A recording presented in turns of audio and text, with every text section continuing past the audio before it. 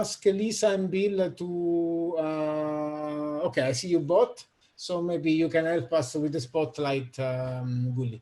Okay, so we had a quick conversation with Lisa and Bill about what are the topics that we see emerging, what are the elements that we see emerging. And surely there is one key question that is coming up, that is the question of the acknowledging this double bind between transforming an organization and the need for this to happen inside an existing system that actually is based on roots that are not really changing yet.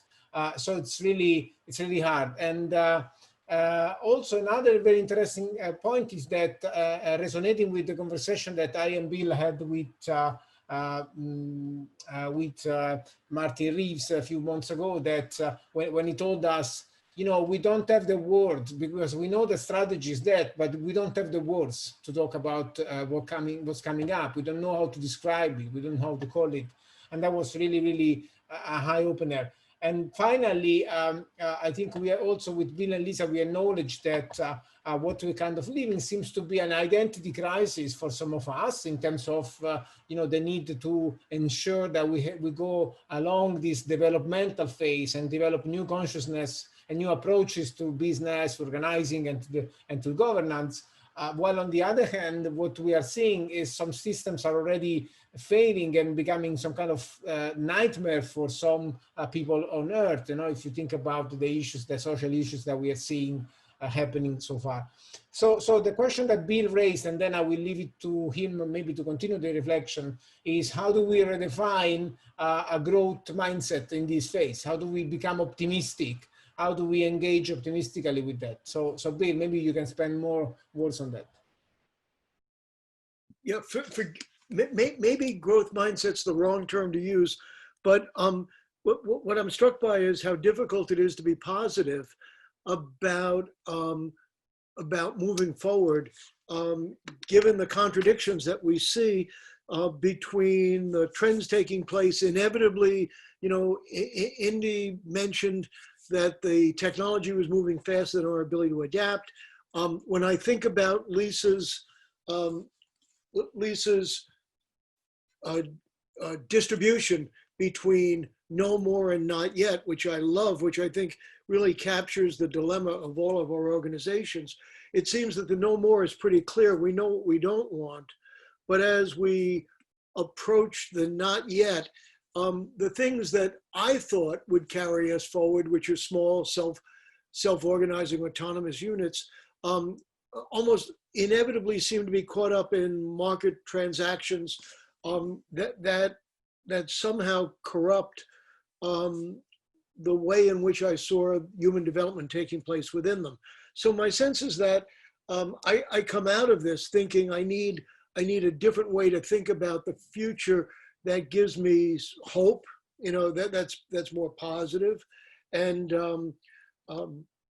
I wasn't prepared for that. That's not what I signed up for. Actually, this has been a 2 or 3 day sort of conversion where I've been hit back and forth in a number of different meetings thinking this through. And, but I find it's troubling. And I think we need to redefine, as Simone said, we need to fill in that missing piece that Martin Reeves had called attention to. In this case, it's not strategy. It has something to do with where we see ourselves going and how we get there. And I don't think we have adequate vocabulary or an adequate depiction of the not yet to be able to define it. So it's very much being adrift. Simone, I wish I was more positive. Optimistic. That's it. Maybe Lisa, you can also add some reflection also with regards to the question on salience that you raised on the private conversation. You're mute, so I can unmute you. I'm unmuting you. Yeah. Yes, I'm unmuted. Thank you. I think that for me, let me first address my friend Bill's sudden depression. I think that I don't know if I can be optimistic, but I can be hopeful. I think that one of the things with respect to the no more isn't going away easily, because I think it's a question of who to the benefit of whom, and the people who are controlling and the power structures are in place to not walk away easily from those systems. I also think that some of the comments that Michelle Bowens and John raised about the need to have statewide systems, meaning institutions, govern certain things because some situations require it, and do better across it. So if we look, at places like Singapore, for example, have done very well in certain instances with respect to the technology and the society keeping in lockstep. But for the more, optimistic part, and what I was drawn to is this idea that I find myself going back somewhat out of resignation that, the movie version that played in my head 10 or 15 years ago isn't actually playing out. I find myself going back to, how do I create my life and the life that I can influence around me to be grounded in happy, healthy, and fair? And so it's, in a way, I'm pulling myself back into the why, and in the start with why. Like, what are we? I feel like we fell in love with self-organizing principles and notions of emergence, and we went into these very heady things, certainly as the Boundaryless Network and lots of adjacent groups. And there's terrific examples of those things working really well. But I feel that, and maybe the scenario will be, I believe that John Robb was saying that, you need to be not dependent, but at least connected to the global architecture and systems. So I think, yeah, we're not ready to quite walk away from it and burn passports or do anything like that. But at the same time, we need to, at the level of like where we live every day and how we get up and walk around, that we take care of the things that are meaningful, and that value will be captured in ways of I think more connected and more caring. Mm-hmm. And to me, like that's a place to begin.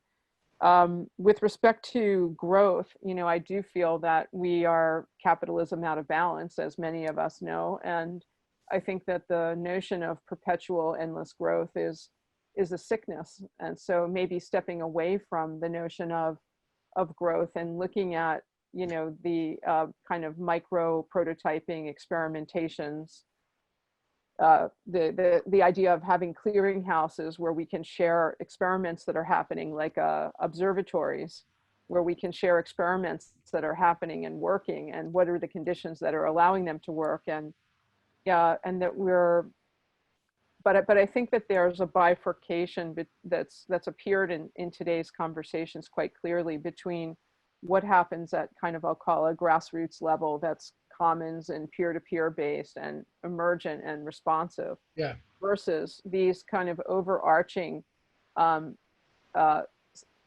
networks or institutions or governance bodies that scale.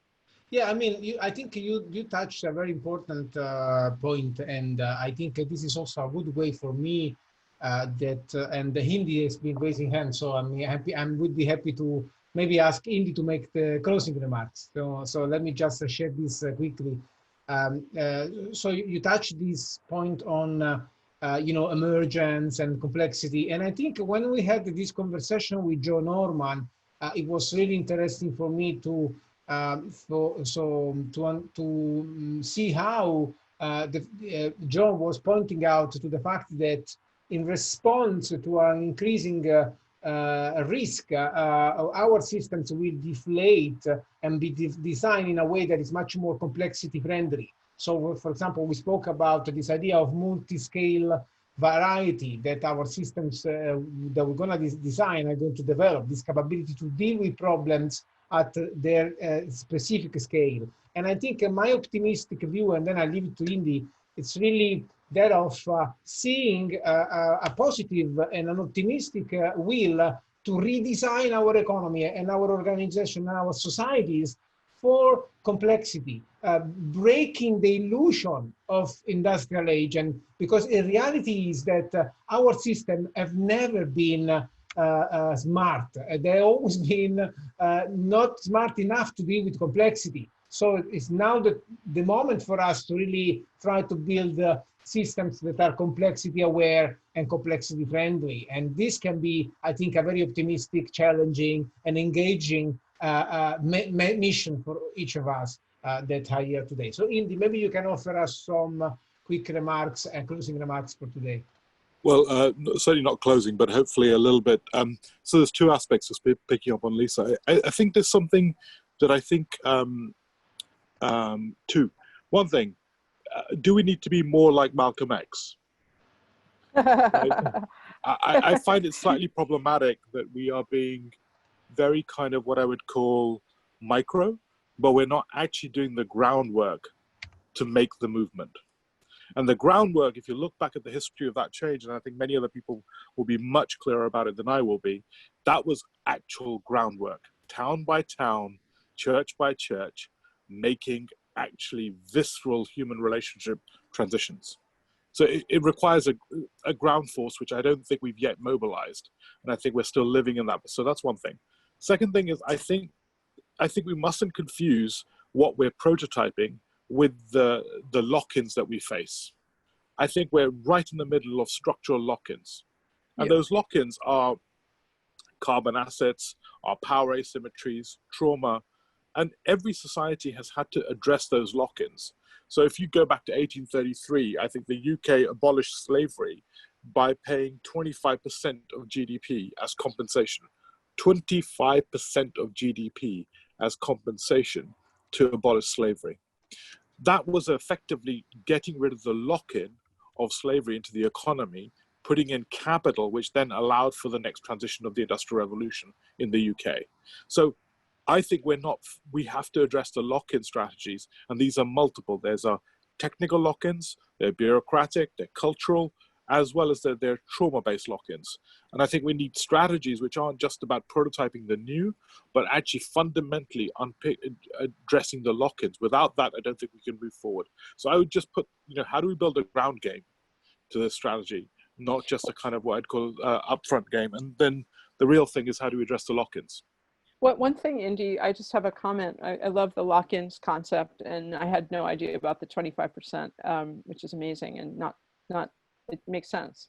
But regarding carbon as an example of a lock-in, in your definition of a lock-in, is it a double-edged opportunity sword? In other words, like, I see carbon as a friend in terms of a kind of provocation to accelerate towards things that we would want to make happen, for example. Do you see that, or am I misinterpreting how you mean? No, I think that will be the gamification that will happen in the negotiation. Yes, you can use it as a penalizing mechanism, but you can also use it. We will end up socializing all carbon assets. Yep. Or carbon. We will socialize them, either directly or indirectly. Either that, or we'll kill ourselves. So there's a question of when we do that. And I think we're going to have to socialize those assets. That's it. We're going to have to buy them out and write them off as societies. And it's going to have to happen at a societal scale in order to make the transition. Otherwise, those that own those assets have, through a self-preservation mechanism, their only mechanism is to subvert our politics and to corrupt our politics, which is what we're seeing.